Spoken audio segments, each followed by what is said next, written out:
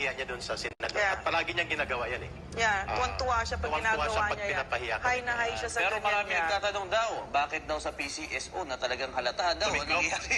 Wala daw. At Tumiklop. tumahimik na siya. Tumiklop na. Wala. Oh, baka may corruption. Yun nga. na. Yun ang may common sense. Oo. Diba? Bakit nawala? Bakit Ayun ang tumiklop? pwede mo sabihan si Meldo na common sense. Yeah, Bakit Senator mo- Tulfo, ano nangyari dito? What happened to that investigation? Sana yung investigators mo. If you're quiet now, that common sense tells me there's corruption. At sabi niya, sa kanyang sariling Loko ka, pera, mag-hire daw siya ng mga investigators. Sana. Pero Sana wala na. tumiklop na. Wala na, tumahimik sila. Oh, Are you tumiklop. sure? Really? Kaya He was so pala- bombastic that time, Bidang-bida, Oo. Kaya nga hindi Ay. hindi sana for the show lang ang nangyaring hearing na iyon. Oo. Eh alam naman natin, lagi nilang show. But wait a Pero minute. nakakalungkot yung mama, yung attitude ng dalawang senador, nakita natin doon we would like also to call out Senator Amy Marcos and Senator Jingo Estrada, nandun sila.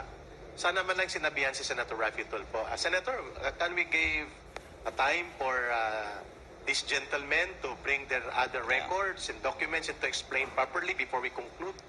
Sana ganun po din ang ginawa ni Senator Amy Marcos at ni Senator Jingo Estrada para ma-remind kung hindi man mapagsabihan itong si Raffy Tulfo. Senador na po kayo.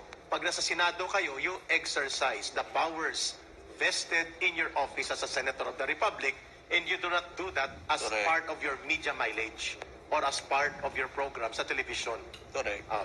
Kung saan ka nakilala. But it's worrisome that he hasn't followed up with that PCSO. Question. Wala pa po, Questionable yun. ma'am. Wala Wala pa. pa? Ayan ang Wala pa. tanong ng ating mga kababayan.